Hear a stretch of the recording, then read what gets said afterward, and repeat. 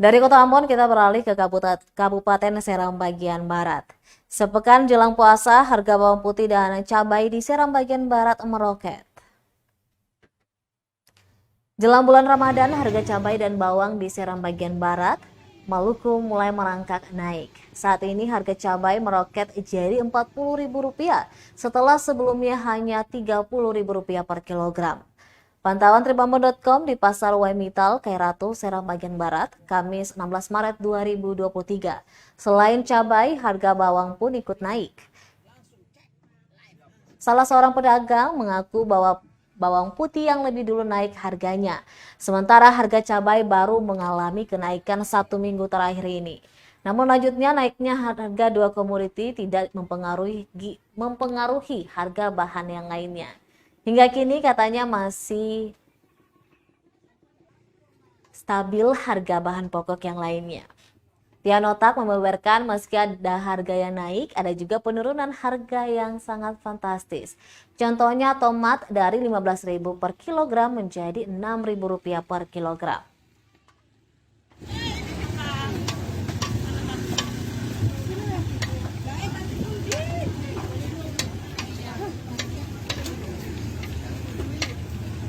Tomat sekarang 6.000, turun jauh, separuh harga. Dari harga sebelumnya berapa? 15. Pokoknya naik, turun jauh. Paling ini 6.000 sekarang ini, paling mahal. Cili yang naik, cili besar kecil naik. Dari 30 sekarang 40. Kenaikannya tuh sejak kapan? 1 minggu kemarin mulai naik. Selain cili, Cili, bawang putih, itu saja. Yang lain tuh stabil. Tomat malah murah. Bawang putih berapa? Bawang putih itu 35, 35. Sebelumnya 28, 30. naik sejak kapan? Bawang putih yang duluan naik, sudah 2 minggu lebih naiknya.